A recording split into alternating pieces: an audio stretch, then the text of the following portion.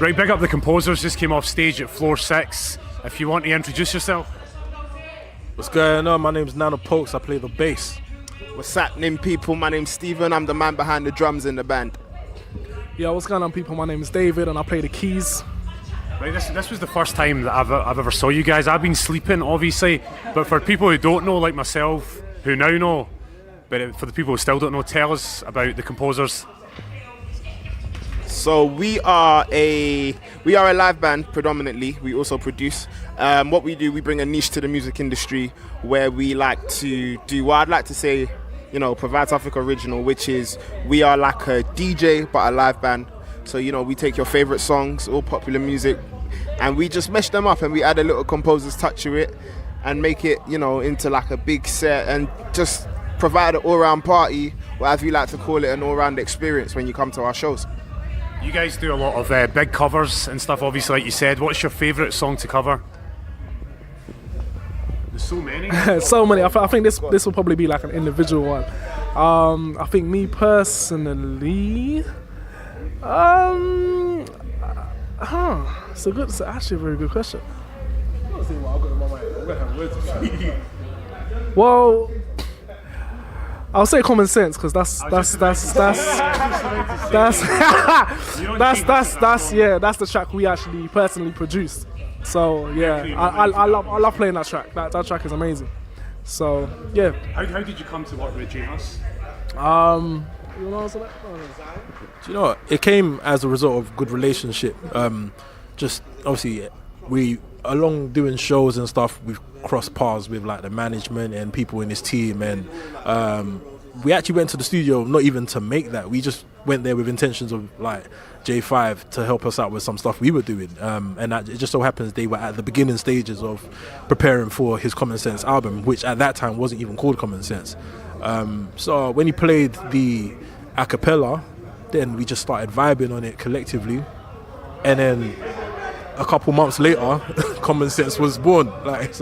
And the track obviously stands out so much in comparison to the rest of the tracks that it had to be the title track of the album. So we're just grateful to be in a position where the relationships that we developed before hitting the studio obviously opened up the opportunity for us to be on such a great project.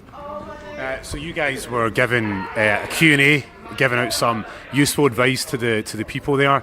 We've obviously got some footage of that as well, but what's been the hardest part of the journey so far?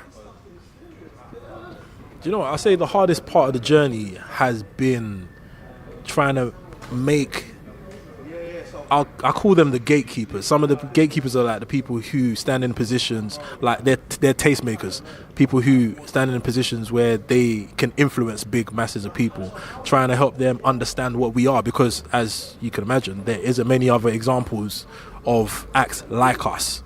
So until they get an opportunity to experience us, it's a bit difficult to get us into certain places. That was one of the hardest things that I personally found as being a part of the collective, because we know how good we are. Those who have seen us know how good we are.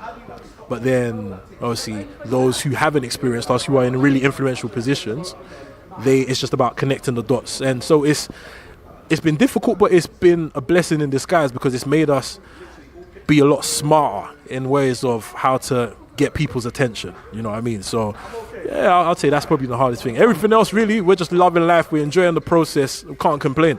You know what I mean? How important is it for events like Floor 6 to take place here?